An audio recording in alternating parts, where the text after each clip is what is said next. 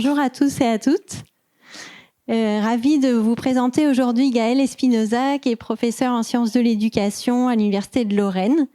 Elle a publié plusieurs ouvrages, dont 2 spécifiquement sur la relation enseignant-élève et la question de l'affectivité, des émotions, de la qualité des interactions. Et donc, c'est de ça qu'elle va nous parler aujourd'hui. C'est la dernière conférence du cycle de conférences Feel Good de cette année.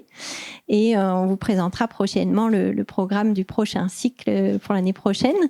Et on voudrait remercier vraiment la MSH Alpes pour l'accueil de ce cycle de conférences avec en particulier les collègues du service technique qui s'occupent de la rediffusion, de l'enregistrement, du montage et qui nous aident beaucoup, et également Laurence Raphaël qui s'occupe de la communication.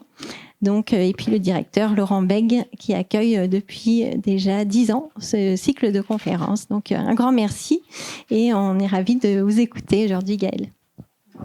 Merci. Alors je vais m'asseoir pour commencer. Donc la présentation en fait va essentiellement être sur l'affectivité, les émotions et les relations à l'école. Et le but du jeu est de mettre un peu en perspective tout ça et d'essayer de soulever, de faire valoir un petit peu un certain nombre d'enjeux qui sont en cours. Et effectivement, j'ai rajouté au-dessus simplement le titre qui était affiché sur le site de la MSH Alpes, c'est-à-dire développer la qualité des relations enseignants-élèves. Et en fait, on va aussi parler des relations entre enfants à l'école et pas exclusivement des relations entre enseignants et élèves. Voilà, donc je vais revenir dans cette présentation, comme c'était le résumé marqué sur le site de la MSH, sur 2 ouvrages en fait essentiellement. Dans le tout premier que j'ai écrit, dont je ne suis pas pleinement satisfaite, mais je vais quand même vous en parler. Donc je vais vous raconter un petit peu ce qu'il y a dedans, mais on va le faire rapidement. Et puis vous parler du dernier que j'ai écrit pour l'instant, qui est celui qui est en jaune. Donc là, vous l'avez un petit peu en avant-première, puisqu'il est à paraître.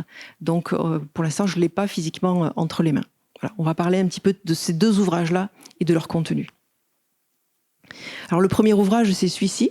Donc je le publie assez tôt, en 2003. Enfin, je ne sais pas si c'est tôt, mais en tout cas pour moi, ça l'était à l'époque. Donc je le publie effectivement en 2003. Il est l'aboutissement de mon travail doctoral. Il est une publication écourtée de ce travail doctoral, puisque pour les besoins de la publication, l'ouvrage ne devait pas être trop long, etc. Donc voilà, il est écourté. Et donc je n'en publie qu'une partie. Je vais vous expliquer laquelle. Donc ce doctorat, je l'ai fait effectivement à Grenoble. Il est dans la continuité de mon DEA que j'ai effectué aussi déjà sur le rapport à l'enseignant, ce que j'appelais à l'époque le rapport au maître. C'est un mot que j'utilise plus aujourd'hui, le maître, que je trouve qu'il fait bon. Dans un certain nombre d'ouvrages, notamment dans celui, le dernier, j'explique pourquoi le mot maître, je ne l'utilise plus. Je l'ai utilisé juste en 2001, en 2003, et ensuite je suis passée à autre chose. Il y a un aspect un peu ancien du terme que je n'utilise plus du tout aujourd'hui. Voilà. Donc ce doctorat, je l'ai fait ici. Alors j'ai pas mis 14 ans pour faire le doctorat, donc j'ai terminé en 2001 et non en 2011. Et puis son titre, donc c'était celui-ci, rapport au savoir, rapport au maître et affectivité, contribution à une analyse du chemin scolaire de l'élève. Donc le but du jeu, c'était effectivement de voir comment est-ce que l'élève cheminait dans son expérience scolaire, dans son avancée, en fonction de ses parts émotionnelles et affectives dont il pouvait nous parler.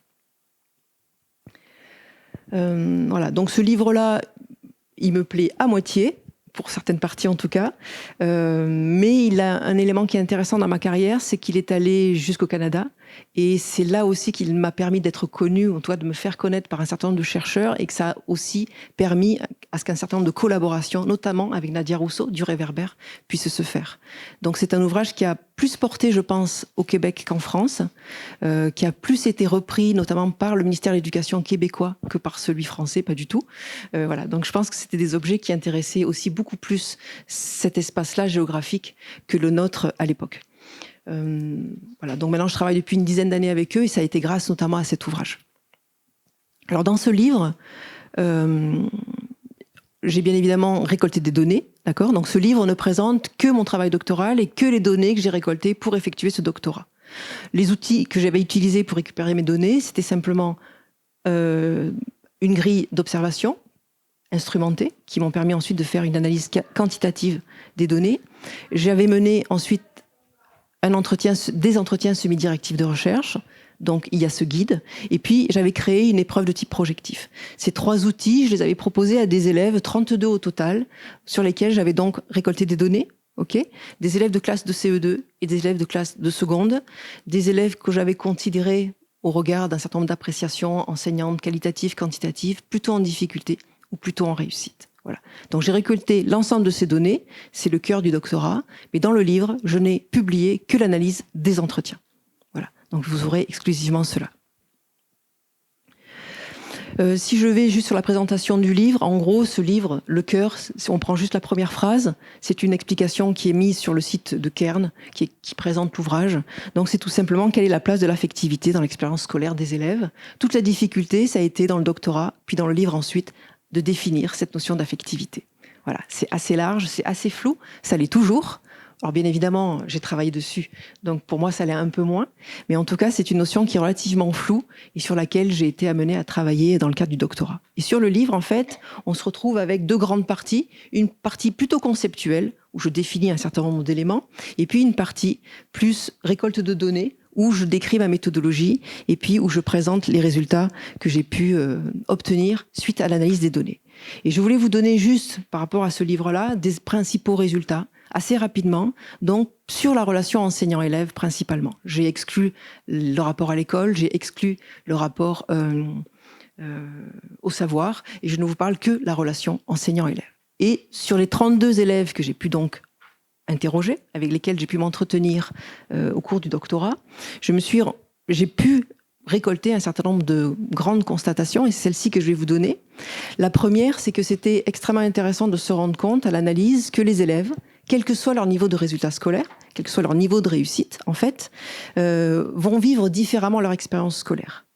Donc ils ont des points communs, tous ces élèves-là, et notamment le point commun, c'est qu'ils accordent pratiquement tous, en tout cas sur les 32 que j'ai interrogés, ils accordent pratiquement tous une place importante à l'enseignant dans leurs apprentissages, comme si l'enseignant était un personnage clé de leur expérience scolaire, etc.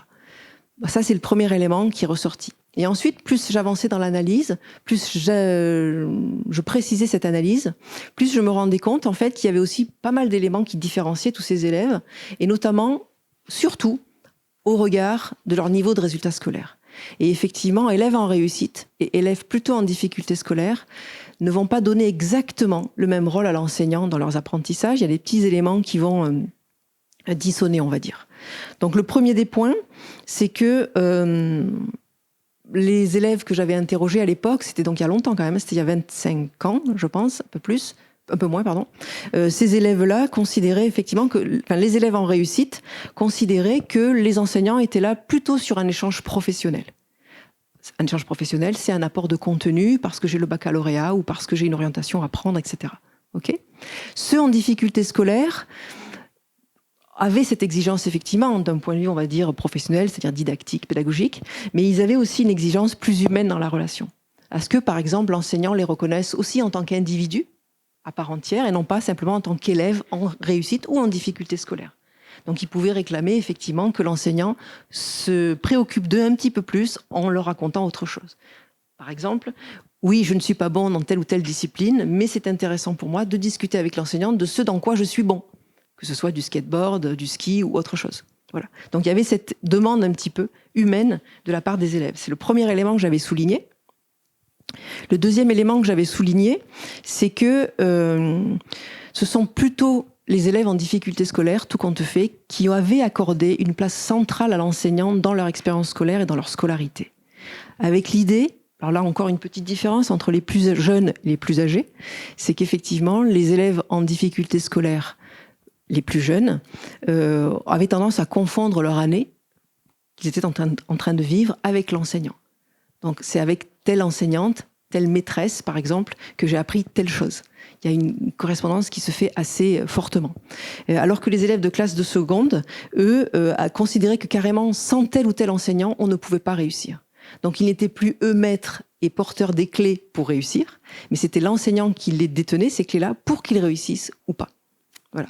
Donc c'était intéressant de voir que plus l'élève était en difficulté scolaire, plus il donnait un rôle prégnant à l'enseignant dans sa vie scolaire et dans ses apprentissages. On avait 32 élèves interrogés, donc c'était pas non plus énorme, mais on arrivait quand même à trouver un certain nombre de tendances. Pour conclure sur ces résultats, en gros, j'avais donc pu remarquer que l'élève donnait un rôle d'autant plus central et important à l'enseignant que l'élève était en difficulté scolaire, qu'il soit jeune ou moins jeune, donc qu'ils soient en CE2 ou en classe de seconde. Et puis effectivement, ce sont plutôt les élèves en difficulté scolaire, et notamment les plus âgés, qui avaient tendance à être en forte demande affective, humaine, à l'égard des enseignants. Et donc ça contrecarrait un petit peu l'idée que cette part d'affectivité, d'humanité dans la relation enseignant-élève, elle est surtout pour les plus petits, pas nécessairement. Et puis mes recherches futures, notamment dans certains espaces au Québec, m'ont permis de me rendre compte que même à l'âge adulte, dans une relation enseignant-élève, les élèves en formation, même adultes, sont aussi en demande affective, en demande de relations humaines avec les enseignants pour réussir par exemple, ou pour persévérer, c'est-à-dire rester dans la formation. Voilà. Donc cette affectivité ne concerne pas que les plus petits, elle concerne aussi les plus grands et même les adultes en formation. Voilà pour ce premier livre. On était en 2003, donc la publication du livre. Bien évidemment, le deuxième livre dont je vais vous parler, il date de 2025. Donc il s'est passé quand même pas mal de choses. Mais ne vous inquiétez pas, je n'ai qu'une seule diapositive, ça va aller vite. Qu'est-ce qui s'est passé dans ces années-là ? Eh bien, je suis devenue maîtresse de conférence, puisque j'étais docteur à l'époque. J'ai dû effectivement changer de lieu. Je n'étais plus à Grenoble, mais j'ai dû partir à Nancy, où mon poste se situait. Je suis arrivée dans un laboratoire qui n'existait pas, puisque l'équipe venait de mourir. J'arrive en 2004, pas d'équipe de recherche, et l'équipe n'est créée qu'en 2005. Donc tous ces éléments-là mettent un peu à mal quand même les velléités de faire de la recherche. On n'a pas vraiment d'institution pour la faire, donc on la fait pas. On tente, on n'y arrive pas forcément, et puis on y arrive. On refait de la recherche, pas forcément dans ces objets de recherche, parce que je vais aller plutôt m'impliquer dans les objets des autres pour continuer à faire de la recherche, même si c'est pas mes objets. Donc je vais aller travailler sur, par exemple, la liaison CM2-6e. Comment est-ce que les enseignants et les élèves vivent ça ? Je vais aussi m'intéresser aux activités périscolaires. Est-ce que tout compte fait, ces activités périscolaires mises en place dans les années 2013 sont si bien que ça pour les élèves, si bien que ça pour les enseignants, si bien que ça pour les communes ? Voilà, je vais m'intéresser à d'autres objets. Et en m'intéressant à ces autres objets, en fait, j'en revenais toujours à cette affectivité et ces émotions dans l'expérience scolaire. Et donc, du coup, j'en suis tout simplement venue à me dire, non, ce qui te passionne, c'est vraiment ça, reviens-y. Et donc, j'arrive petit à petit à y revenir, notamment parce qu'on me fait la proposition d'entrer dans une recherche qui s'intéresse aux relations d'amitié entre élèves en collège, en milieu rural. Donc, je vais aller effectivement vers ça. Et puis, j'arrive à monter et à trouver le financement pour une recherche qui s'occupe des émotions dans le rapport au savoir des élèves. Voilà, donc c'est petit à petit que je suis revenue à mes premiers amours de recherche, je dirais, et que petit à petit, j'ai pu repartir sur mes objets. C'était pas effectivement évident dès le départ. Donc le but du jeu, disons que j'ai pas mal cherché sur divers objets, et puis je me suis rendu compte qu'il y avait des liens à tisser quand même entre ces divers objets, et que ces objets étaient quand même de plus en plus au centre du monde de l'éducation et de l'enseignement. Ces objets sont toujours quel lien est-ce qui existe entre affectivité et émotion, par exemple ? Quel lien existe entre les sentiments, les humeurs, les émotions ? Qu'est-ce que le bien-être ? Qu'est-ce que la qualité de vie ? Qu'est-ce que la satisfaction, le climat scolaire ? Ce sont des notions qu'on voit de plus en plus dans l'institution scolaire et dans nos politiques. Quels sont les liens entre émotion et bien-être ? Entre bienveillance, empathie et le reste. Qu'est-ce que les CPS apportent à tout ça ? Je me suis rendu compte dans mes interventions, notamment en enseignement, que ce n'était pas très clair pour beaucoup d'individus. Voilà. Donc il y a eu ce projet-là, au bout d'un certain nombre d'années de recherche, de me dire, il faut absolument rendre explicites des liens implicites qui existent, et les liens ne deviennent pas explicites facilement pour tout le monde. Voilà. Donc c'est ce que je vais m'atteler à faire dans mon habilitation à diriger des recherches, c'est-à-dire en gros dans une sorte de seconde thèse qui existe lorsqu'on est maîtresse de conférence ou maître de conférence et que voulons devenir professeur des universités par exemple. Voilà. Donc on fait cette habilitation à diriger des recherches, c'est ce que j'ai fait, et cette habilitation en fait je l'ai ensuite publiée dans cet ouvrage. Voilà. Donc les 2 livres dont je vous parle sont 2 livres publiés à l'issue de travaux universitaires effectués. Alors cette habilitation, je la fais en 2021 à Paris cette fois, puisque mon garant scientifique est parisien, c'est Jean-Yves Rochex, et elle s'intitule à l'époque « De l'affectivité et des émotions de l'élève dans son expérience scolaire, perspective de développement global de l'enfant pour son bien-être et sa réussite ». Donc je suis bien sur cette idée que on va s'intéresser au développement global de l'enfant, donc affectif et cognitif, à l'école, pour essayer de tendre ou d'aller vers son bien-être et sa réussite. C'est ça le projet, en fait, de cette note de synthèse, avec l'idée qu'il va me falloir aller montrer à l'international, qu'il y a de la littérature existante, qui n'est pas forcément arrivée ou connue en France, mais que oui, il y a des liens qui existent et que dans certains effectivement systèmes éducatifs, on s'intéresse à la fois à cet aspect affectif et cognitif pour le bien-être, ou en tout cas le développement global de l'enfant. Voilà. Ça va être le projet en fait de cet HDR, faire une sorte d'état des lieux des travaux qui ont déjà été menés sur la question. Juste pour le petit résumé, c'était effectivement cette ambition de rendre explicite des liens existants, mais qui étaient plutôt implicites entre l'ensemble des objets que j'ai pu vous présenter jusqu'alors. Voilà, donc je passe cet élément-là. Et puis le livre, il va être assez simple. Il sort en France plutôt au début 2026. Il sort d'abord au Québec en août 2025. Et donc cet ouvrage-là va tout simplement être constitué de 4 chapitres. Le premier chapitre et le deuxième sont plutôt des ancrages conceptuels, où je reviens sur ces éléments que je vous ai évoqués, le bien-être, l'affectivité, les émotions, la satisfaction, tous les liens qui existent entre eux. Et puis le chapitre 3 parle plus particulièrement des émotions et de l'affectivité, et le chapitre 4 parle plus particulièrement des relations de l'élève à l'école. À la fin de ces chapitres 3 et 4, il y a un endroit où je présente plus particulièrement mes objets de recherche, et des travaux de recherche, et je viens intégrer en quelque sorte et montrer comment mes travaux viennent s'intégrer dans l'ensemble des travaux que j'ai pu présenter à l'international. Voilà l'ambition du livre, essentiellement. Et puis on verra sur la fin, sur la conclusion, sur quoi je reviens. Alors l'idée du livre aussi, c'était, donc je suis dans ce positionnement au cœur du développement global de l'enfant. Les ambitions lointaines sont cette histoire de bien-être et de réussite. Et puis, pour pouvoir montrer que ce bien-être et cette réussite sont ces ambitions lointaines, je vais aller étudier pas à pas, étape par étape, ces histoires d'émotions, d'affectivité, de relations dans l'expérience scolaire de l'enfant. Et la dernière chose, c'est le point le plus important ici, c'est voilà, c'est considérer donc, c'est ce que je propose dans le livre, considérer que l'affectivité, les émotions, sont des éléments d'importance équivalente à la cognition dans l'école. C'est ça aussi, c'est un élément qui est important. Moi, je pense encore qu'on a un petit peu de mal en France à considérer que les éléments affectifs et émotionnels devraient être pris en compte, travaillés autant que les aspects cognitifs et intellectuels à l'école. Voilà, il me semble que c'est un élément qui manque en France. Voilà. Et si on arrivait à mettre à égalité tous ces éléments-là, on pourrait effectivement aller vers un bien-être de l'enfant à l'école, et puis au-delà, et une réussite de l'enfant à l'école et au-delà. Voilà. Donc c'est vraiment le parti pris, c'est ce positionnement d'égalité entre l'ensemble de ces 3 sphères. Alors les liens que je pourrais vous expliquer, que je rends explicites dans le livre, je vais juste, pour certains d'entre eux, je vais les passer assez rapidement, et puis pour d'autres, je vais les développer un petit peu plus.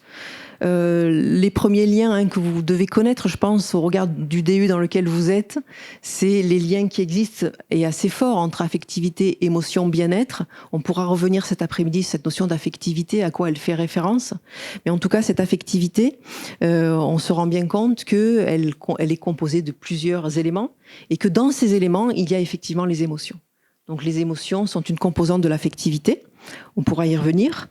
Et on va se rendre compte également que ces émotions sont 2 des 3 composantes du bien-être subjectif. Par exemple, si je reprends les travaux de Deiner depuis les années 80. Donc, on voit les liens qui se font là entre affectivité, émotion et bien-être. Donc ça, c'est les premiers éléments que j'explique dans le cadre de l'ouvrage et des liens que je fais. Ensuite, en poursuivant, je montre les liens qui existent aussi entre bien-être, alors c'est souvent du bien-être autodéclaré des individus, et puis le bonheur. On sait, si on connaît un petit peu la littérature aujourd'hui, que ce bonheur, effectivement, est en étroite relation avec ce bien-être.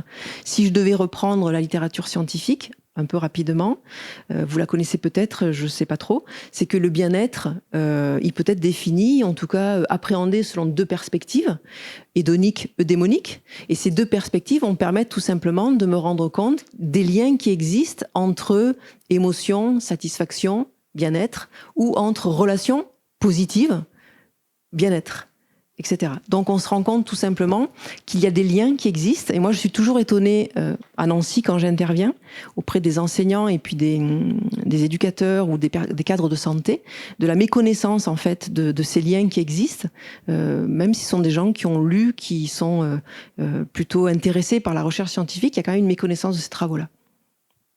Alors je poursuis, mais vous semblez connaître ça. Donc sur ce bien-être subjectif, les 3 composantes qui sont la satisfaction à l'égard de la vie, les affects positifs, négatifs, et puis l'idée qu'il y a quand même un effet de vase communicant entre les 3, c'est qu'une personne satisfaite de la vie a tendance à ressentir fréquemment des émotions positives et rarement des émotions négatives. Donc il y a des éléments comme ça qui vont un petit peu de soi, quand on connaît la littérature, entre les liens entre émotions, bien-être notamment.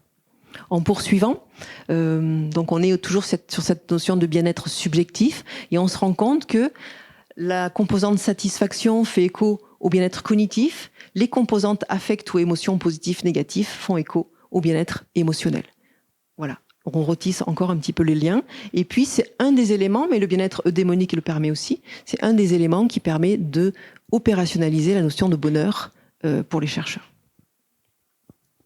Et si je me place dans l'autre perspective, donc eudémonique, avec le fameux bien-être psychologique, là je vais me retrouver avec 6 composantes. Je ne vais pas toutes les énumérer, mais celle que j'ai mis en couleur, c'est celle qui va m'intéresser dans mes objets, c'est celle qui concerne les relations. Et donc les relations positives avec les autres, c'est important cet adjectif-là, c'est effectivement ces relations positives qui vont travailler notre bien-être, ou sur lesquelles on va pouvoir s'appuyer pour travailler notre bien-être. Voilà. C'est ce que j'ai essentiellement souligné là. Alors j'avais repris un petit graphique d'un chercheur que j'ai traduit et donc réintégré dans l'ouvrage. C'est pour montrer un petit peu comment est-ce que ça se positionne, cette histoire de bien-être, avec les différentes traditions qui permettent de le définir. Et puis pour pouvoir positionner aussi mes propres objets dans cet ensemble. Donc effectivement, moi je travaillais beaucoup sur l'aspect du bien-être émotionnel.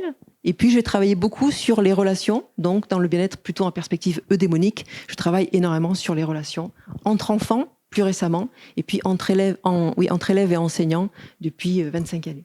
Voilà. Donc, on est sur ce graphique-là qui permet en général aux individus de mieux comprendre les liens qui se font entre tout ça.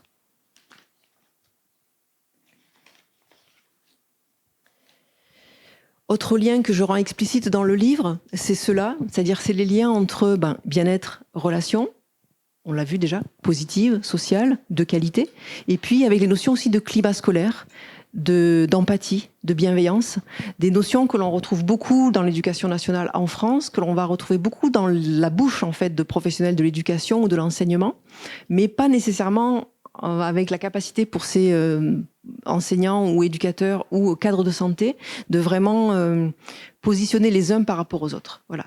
Donc c'était aussi mon objectif. Donc dans ces relations sociales, à l'école, on est essentiellement sur les relations enseignants-élèves et les relations entre pairs. Et on peut se poser la question de qu'est-ce que ça signifie une relation positive ? Qu'est-ce que ça signifie une relation de qualité ? Pour moi, ça renvoie un petit peu aux mêmes choses. Et je me suis dit, en lisant et en réfléchissant et en travaillant, je me suis dit que tout compte fait, lorsqu'on parle de cet aspect positif ou de qualité, on renvoie en fait à l'aspect humain et affectif de la relation.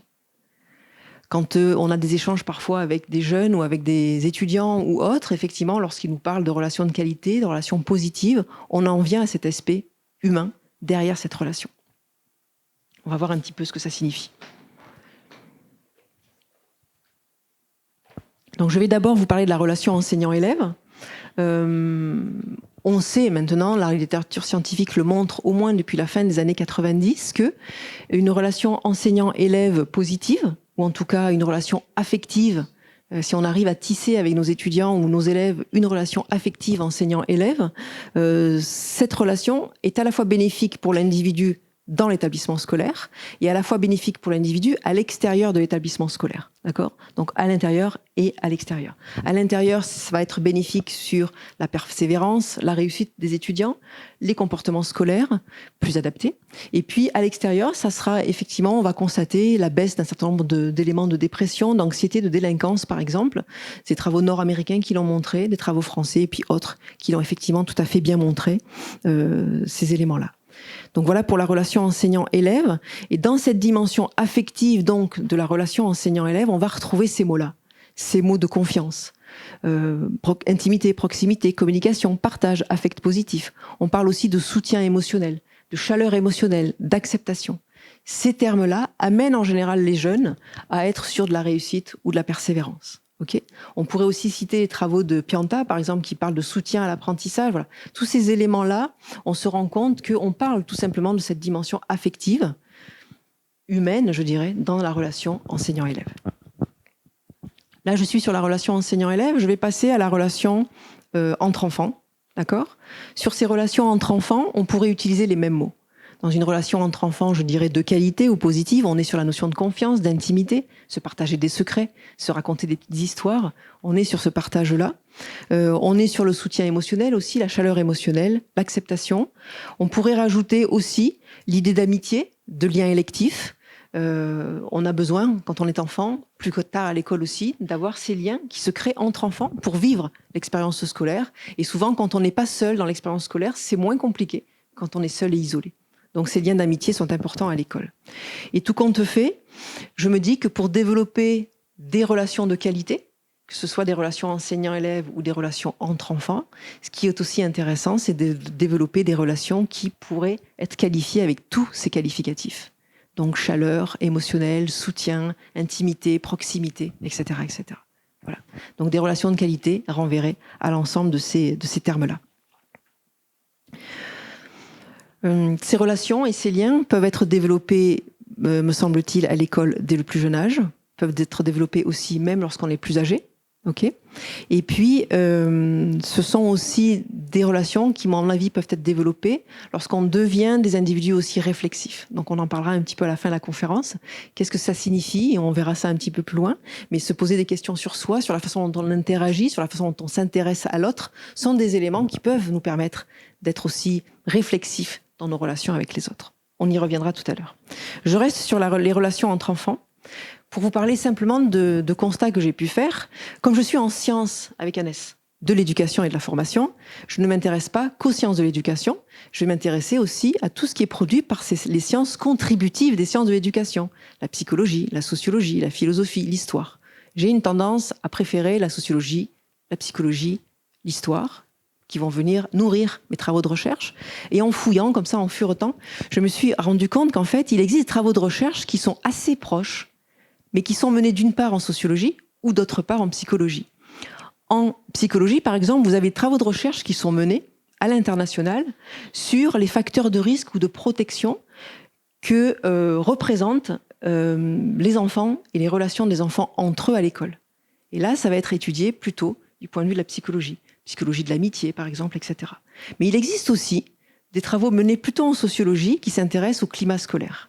Et ces travaux en sociologie, tout compte fait, vont s'intéresser à comment est-ce qu'il est possible de diffuser en établissement scolaire et d'installer un bon climat scolaire ou un climat scolaire serein. C'est ce qui est dit effectivement dans les travaux. Alors, certains chercheurs en sociologie ou en sociologie de l'éducation vont pouvoir effectivement lister un certain nombre d'éléments qui permettent de stabiliser de produire, entre guillemets, un bon climat scolaire. C'est la stabilisation des équipes pédagogiques, la justice scolaire et d'autres. Et je me suis dit, mais tout compte fait, ces deux types de travaux ne sont pas antagonistes, ils sont complètement, de mon point de vue, complémentaires. Les uns viennent apporter des informations aux autres et vice-versa. Et j'ai trouvé ça extrêmement intéressant, aussi pour faire le lien entre les travaux de recherche menés sur le bien-être, plutôt en psychologie, et ceux portant sur le climat scolaire, les phénomènes par exemple aussi de harcèlement ou de violence à l'école, et qui sont plutôt majoritairement menés en sociologie. Donc c'est aussi pour ça dans l'éducation nationale, me semble-t-il, que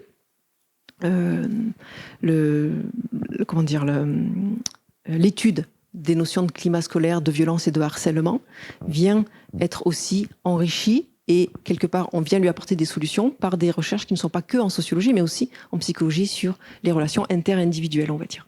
Voilà. Donc voilà pour cette complémentarité. Hop.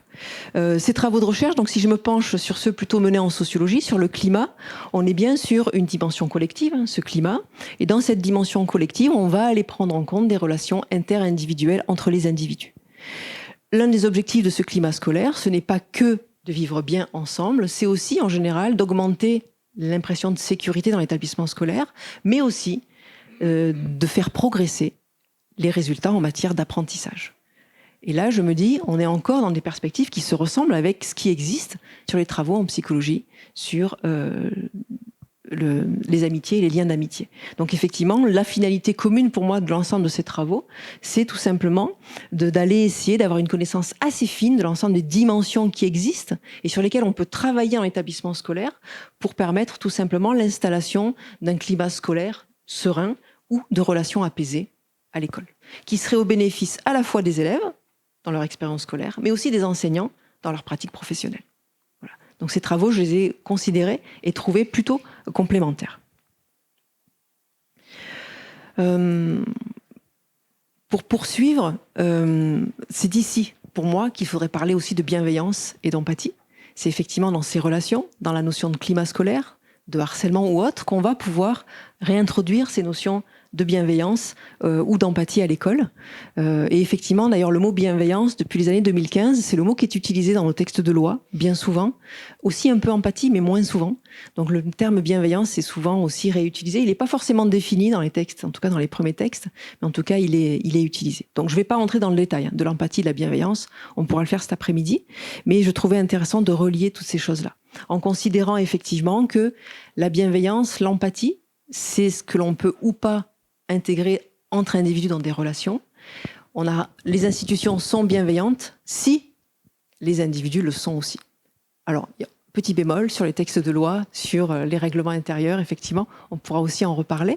Mais vous pouvez avoir des textes de loi ou des règlements intérieurs extrêmement bienveillants et empathiques, mais si la mise en œuvre elle est calamiteuse, ça ne marche pas non plus. Donc les individus ont quand même une part importante, à mon avis, dans ce qu'ils transmettent et dans ce qu'ils transpirent, je dirais, dans les organisations et les institutions. Alors bref, pour terminer sur cette partie-là, dans les travaux de Zana et Jarry, par exemple, ils considèrent qu'on va pouvoir parler de notion d'empathie dans la relation enseignant-élève. Moi, j'étais plutôt favorable à parler de bienveillance. Alors, je l'avais un petit peu préciser un petit peu plus loin, dans une posture éthique, et puis de parler plutôt d'empathie dans les relations entre enfants. On pourra aussi en reparler cet après-midi, notamment. Donc ces deux mots, là, sont importants. Pour moi, ils ne renvoient pas quand même à la même signification, au même rapport entre adultes et enfants, ou entre enfants ou entre adultes. En tout cas, ce sont des mots qui font partie de notre éducation nationale aujourd'hui. L'avant-dernier point que je voudrais aborder, c'est celui-ci. C'est l'intérêt en fait de s'intéresser aux émotions et aux relations en établissement scolaire. Alors je pense que vous le savez, ça va de soi, je pense, mais je vais essayer de le rendre un peu plus explicite, parce que souvent quand ça va de soi, tout compte fait, ça va pas de soi pour tout le monde, donc je vais plutôt l'expliciter ici. Première explicitation, c'est qu'effectivement on sait aujourd'hui que lorsqu'un individu comprend ce qu'il ressent, notamment un élève, lorsqu'il comprend ses affectivités, ses émotions, quand il comprend aussi celles des autres, c'est un élément qui va être déterminant de sa réussite, scolaire notamment, mais pas que. Et c'est aussi un élément qui va avoir des conséquences plutôt positives sur la qualité de ses comportements sociaux. Donc c'est quelqu'un qui va se comporter plus paisiblement, pour dire un adjectif, dans l'établissement scolaire, si effectivement il a cette compréhension. La compréhension aussi de ses émotions, de son affectivité, permet aux enfants, mais à tout individu, de se rendre plus disponible pour les apprentissages. Lorsque vous êtes sur un coup d'une grosse colère ou d'une grosse tristesse, c'est compliqué de se concentrer sur une tâche scolaire. Alors que si vous êtes capable de comprendre ce que vous ressentez, de l'évacuer, de l'exprimer, ça sera plus facile de se remettre au travail ensuite. Donc il est là l'enjeu en fait. Arriver à exprimer convenablement, on verra ça un petit peu plus loin, ses émotions, son affectivité, c'est aussi se donner l'occasion de se rendre disponible pour les apprentissages et de se rendre plus apaisé dans ses relations sociales. Ce sont deux enjeux que je trouve importants. L'un fait écho à la réussite, à la persévérance, et puis l'autre fait écho au climat dans l'établissement scolaire, dans la classe, etc. Donc, en gros, apprendre à exprimer ses émotions, ça va être vraiment un élément clé de son développement socio-émotionnel pour l'enfant, et sain aussi, au sens de santé. D'accord ? C'est un élément qui va être vraiment important et qui va permettre aussi, certainement, d'amener l'enfant vers sa réussite et son bien-être en établissement scolaire.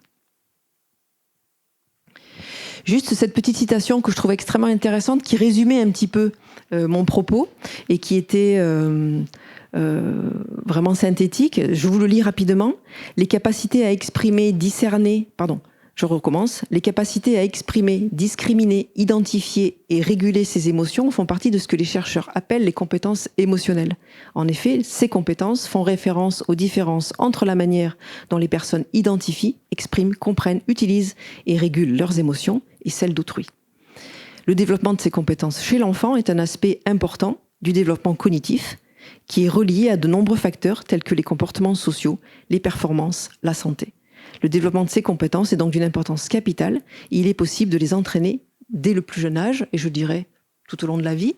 Donc c'est un élément qui est vraiment extrêmement important, apprendre à exprimer et puis l'ensemble de ces éléments sur les émotions, c'est vraiment un élément clé pour sa disponibilité, son apaisement, etc. Aujourd'hui, il existe un certain nombre de possibilités. Il y a aussi beaucoup de publications. Il existe un certain nombre de possibilités de travailler donc en établissement scolaire sur le climat, de travailler sur la qualité de vie, sur le bien-être des individus en établissement scolaire, tant les acteurs et actrices que les enfants. Là, je vous ai mis 2 ouvrages, mais il en existe bien d'autres. Donc la littérature scientifique, elle est très riche, je trouve, aujourd'hui.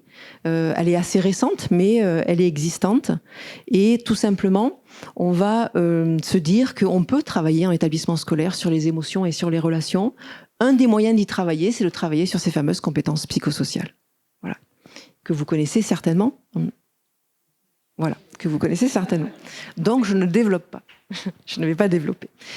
Et je vais passer à la suite, qui est effectivement se développer ces fameuses relations de qualité sur la relation enseignant-élève, mais pas que.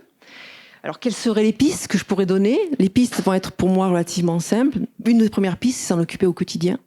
On ne va pas s'en occuper simplement quand ça dérange ou quand ça prend trop de place, mais effectivement, on va devoir s'en occuper au quotidien de ces émotions, ces relations, à l'école notamment.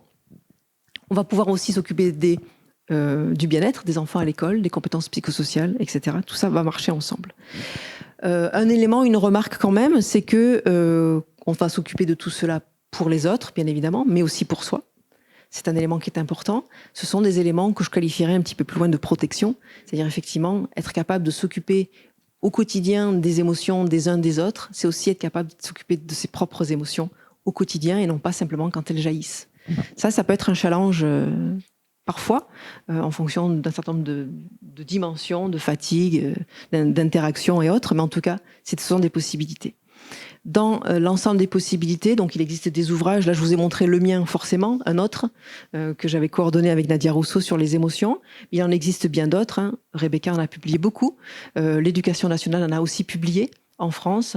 En Suisse aussi, il y a beaucoup d'ouvrages qui existent, de publications, de rapports qui existent sur tous ces éléments-là, sur travailler. Alors ceux-là, je les avais choisis parce que c'était plutôt sur travailler avec les adolescents.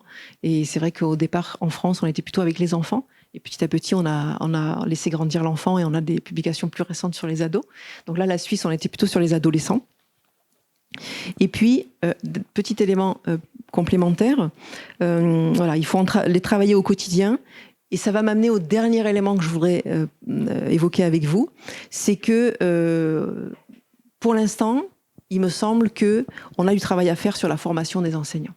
C'est-à-dire que, alors ça va arriver, ça arrive, mais c'est difficile pour les enseignants, de ce que je vois quand je les côtoie, de se dire, voilà, c'est quelque chose de plus à s'occuper à l'école. Moi, je leur explique que c'est pas quelque chose en plus, c'est quelque chose qui fait partie de l'activité, on en reparlera.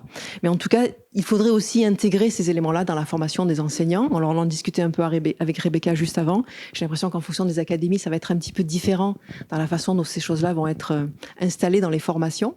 Mais effectivement, travailler en formation initiale d'abord, en formation continue sur ces éléments-là, sont des éléments qui me semblent incontournables dans la formation des enseignants aujourd'hui. Souvent, c'est vrai, comme je travaille beaucoup au Québec, j'ai tendance à aller me dire qu'au Québec, c'est beaucoup plus ancré dans la formation des enseignants, ces notions-là. Chez nous, ça l'est moins. Vous allez me dire, ça dépend aussi des universités là-bas. Je vous l'accorde. Voilà. Donc, cette histoire de formation, posture, réflexivité enseignante, c'est bien d'y arriver, mais c'est bien d'y être amené aussi par le biais de la formation initiale, me semble-t-il. Ça peut donner des pistes et des clés pour les enseignants qui débutent, en fait.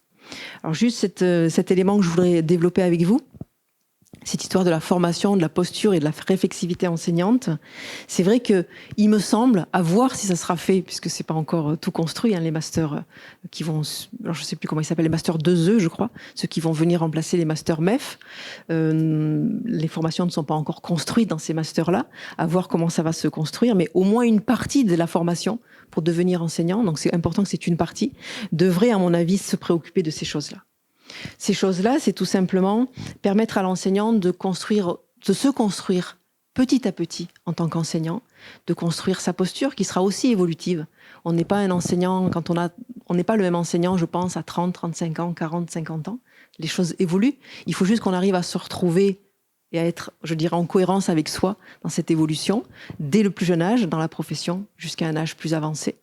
Donc se construire progressivement, être indulgent aussi avec soi dans cette construction.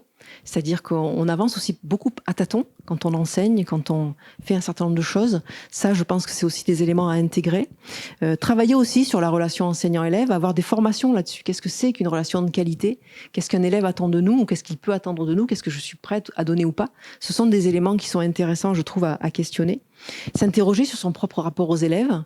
On a tous connu des enseignants qui semblaient ne plus prendre plaisir à être dans une salle de classe, qui semblait, je dis les choses correctement, hein, qui semblait aussi ne pas forcément tisser des liens avec beaucoup d'envie ou beaucoup de plaisir avec des élèves. Voilà, c'est des choses qui transpirent de nous parfois en activité, et ça, c'est des éléments qu'on devrait pouvoir réfléchir en formation initiale et continue, à mon avis.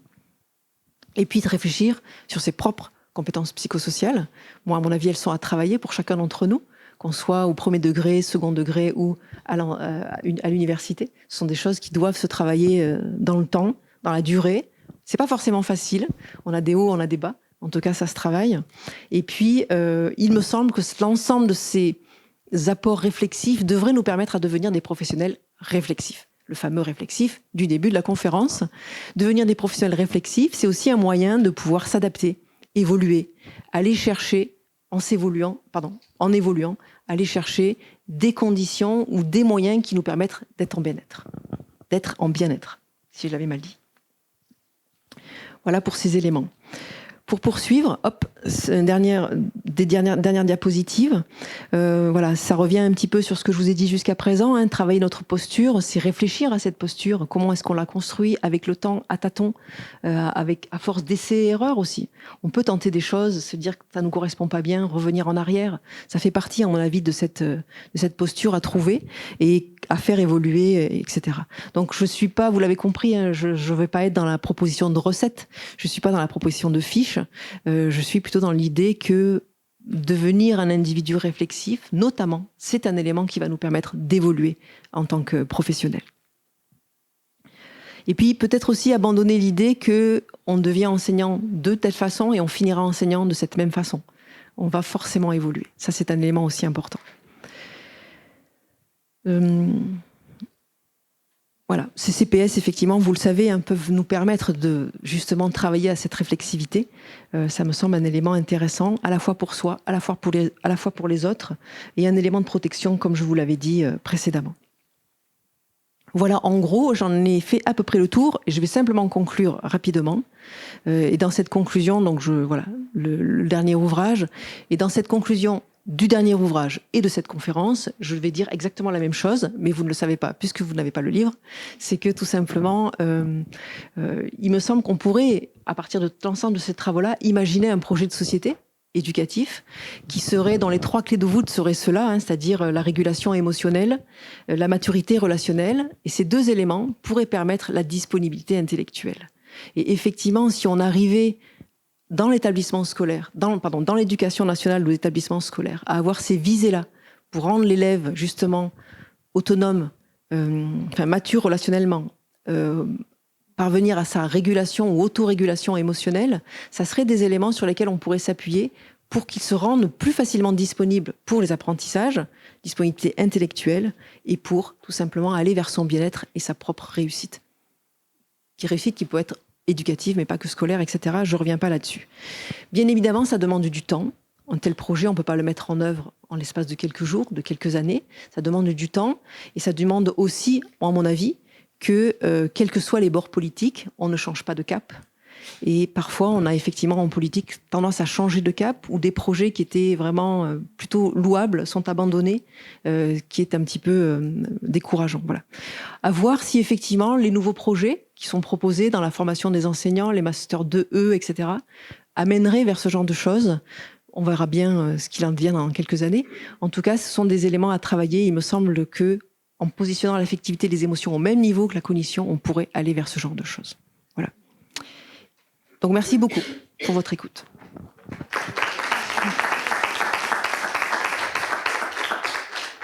Merci beaucoup Gaëlle pour cette présentation et ces perspectives. Y a-t-il des questions ou des commentaires ? Merci. Peut-être que vous allez le développer cet après-midi, comme vous le disiez, mais peut-être plus une définition sur la nuance entre, vous mettez à chaque fois l'affectivité et les émotions. L'affectivité, c'est plus large en fait. C'est le côté cognitif aussi, c'est ça ? C'est je ressens... Non, dans l'affectivité, alors, si on reprend les travaux québécois, il y a 5 composantes particulières dans lesquelles on pourrait mettre aussi la motivation, la confiance en soi, etc. L'émotion, c'est plus précis, en fait. Donc, les émotions sont une des composantes de l'affectivité. C'est pour ça que souvent, je parle de l'affectivité et des émotions, parce que dans l'affectivité, il peut y avoir aussi les sentiments, les humeurs. Est-ce que quand un enfant arrive le matin de mauvaise humeur, ou d'ailleurs moi, quand j'arrive le matin de mauvaise humeur, est-ce que je suis de mauvaise humeur, ou est-ce que c'est simplement je suis touchée émotionnellement ? Voilà. Donc tout ça va inclure l'affectivité. C'est l'inverse. D'accord. On reparlera cet après-midi. Est-ce qu'il y a une échelle de la réflexivité ? Je ne sais pas si ça existe, une échelle de réflexivité. Moi, je n'en connais pas. Ok. Est-ce que je me suis posé la question dans les références que vous donniez, notamment par rapport à Hattie. Est-ce que vous appuyez sur ces travaux ? Non. Il y a Hattie dans le diaporama ? Non, justement. Ah, non. Comme ça tourne autour de beaucoup de choses dont il parle. Mais c'est vrai que je marche sur des œufs avec Hattie, ouais. Notamment avec les Québécois, qui sont assez critiques. Et du coup, comme je travaille beaucoup avec les Québécois... Et pourquoi ils sont critiques ? J'ai pas tout compris. Il y a des... Pardon ? Ouais. Oui, mais je l'avais écrit quelque part et je sais pas ce que j'en ai fait. Visiblement, il y a des éléments qui sont discutés ou discutables au sein de ce que propose Hattie, mais j'ai oublié. D'accord. J'ai pas relevé. Mais effectivement, c'est proche. En tout cas, je le connais. Et tu viens de mentionner le terme confiance en soi. Oui. Qu'est-ce que ça recouvre comme concept ? C'est-à-dire ? Qu'est-ce que ça signifie, la confiance en soi ? Dans les travaux sur lesquels je me base, c'est effectivement le fait de se... Alors, moi, je le relie vraiment aux pratiques. C'est-à-dire cette confiance que tu crées par le tâtonnement, les essais et les erreurs que tu vas te construire au quotidien.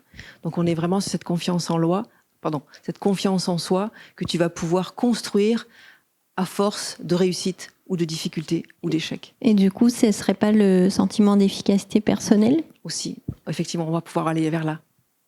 Tout à fait. Mais est-ce qu'il y a une différence ? Ou bien c'est juste l'utilisation dans le langage courant du sentiment d'efficacité personnelle ? Oui, je pense qu'il y a aussi ce genre de choses. C'est-à-dire, en fait, de mon point de vue, la confiance en soi...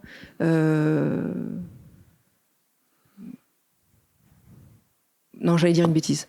J'allais dire on peut l'estimer ou la mesurer, mais le sentiment également. Donc, moi, je pense que c'est aussi une évolution des travaux de recherche. C'est-à-dire qu'on a beaucoup parlé de confiance en soi dans les années 80, 90, etc.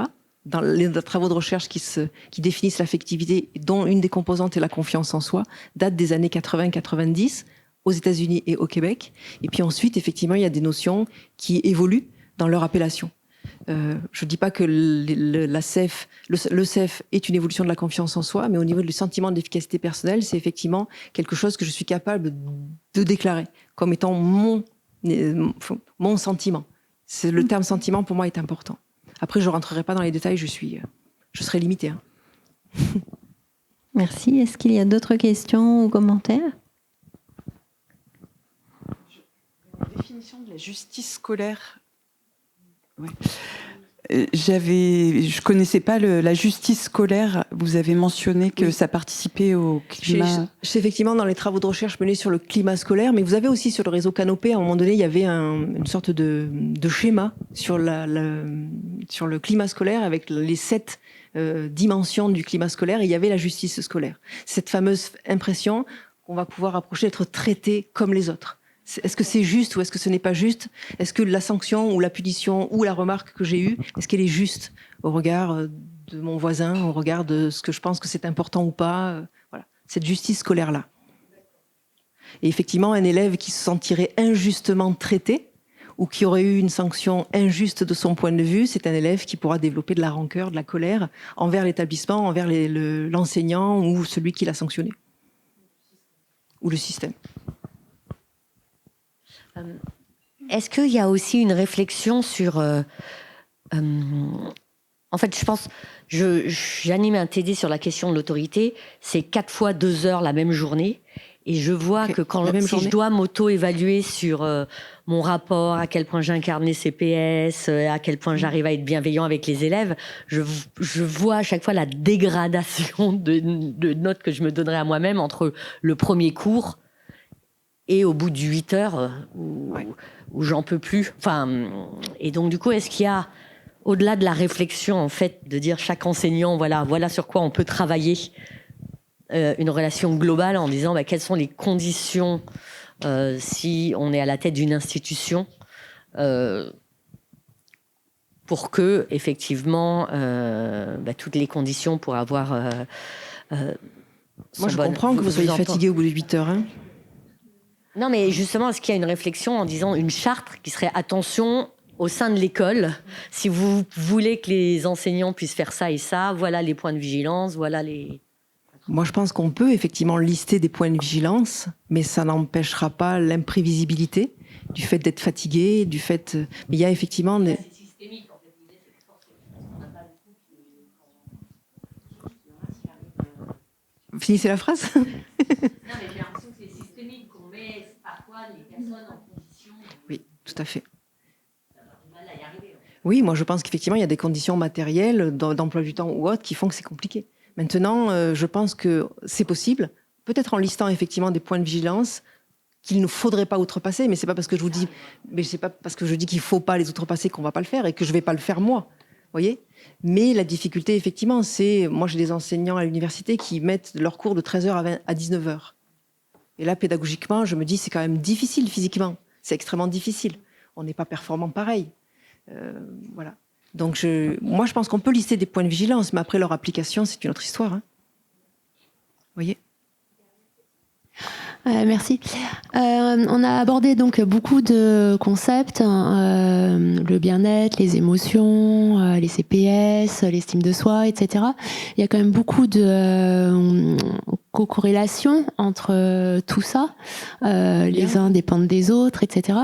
J'aurais aimé savoir, et je m'adresse autant à vous qu'à Rebecca, du coup, s'il y a des études qui, un peu plus quantitatives, qui essayent d'analyser la contribution réelle de chacune de ces dimensions sur le bien-être. Du coup. Oui, il existe des recherches quantitatives, je ne pourrais pas vous les citer, mais effectivement, en général, les psychologues sont dans des démarches quantitatives aussi, sur la part de chacun. Alors de chacun, peut-être pas. En tout cas, j'ai en mémoire un texte qui a été publié récemment, relatif, 2021, sur, par exemple, les compétences des enseignants sur ces questions-là, quels effets cela a sur le bien-être à l'école des enfants, ou en tout cas ce que les enfants déclarent. J'ai pas vraiment le titre, c'est un peu flou. C'était Sophie Morlet et Meuret. Non, pas Meuret, je sais plus le deuxième. Bon, j'ai oublié. Effectivement, là, c'est des choses qu'on a tenté les chercheurs ont tenté de quantifier un certain nombre de relations entre des variables. D'accord. Ouais. Donc sur une même étude, non, faire après, la part de tout, à chaque fois, c'est des études séparées. C'est précis. Hein. On peut pas prendre 50 variables à la fois, quoi. Ouais, il n'y a pas des régressions, des études régressives qui ont été menées. Je sais pas. Aucune idée. Rebecca, c'est Morlet est avant. Voilà. Mais en même temps, les auteurs montrent un élément particulier. C'est pas global.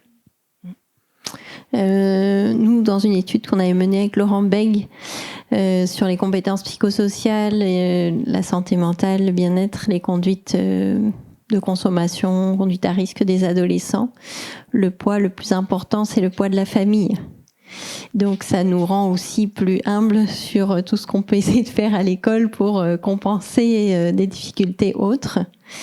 Donc après, au niveau de l'école, voilà, on sait que la relation enseignant-élève a un poids très important sur la motivation, l'engagement, la réussite, le bien-être, ou en tout cas sur la question de la santé mentale. Parce qu'en fait, augmenter le bien-être des élèves est très dépendant de ce qui se passe aussi en dehors de l'école, mais diminuer notamment l'anxiété scolaire qui a un poids important pour les élèves. Ça, c'est une dimension sur laquelle on peut agir à travers la relation enseignant-élève. Mais c'est vrai que chaque fois, c'est une variable parmi d'autres, il me semble. Donc c'est ça qui est compliqué. Ça dépend de ce que l'enfant vit à l'extérieur, ce que l'enfant vit même à l'intérieur, avec ses pairs. Pour moi, il n'y a rien qui est automatique, en fait. C'est des leviers sur lesquels on peut agir, mais ça ne garantit rien derrière, de mon point de vue. Merci beaucoup pour cette conférence. Et puis merci à vous pour votre participation.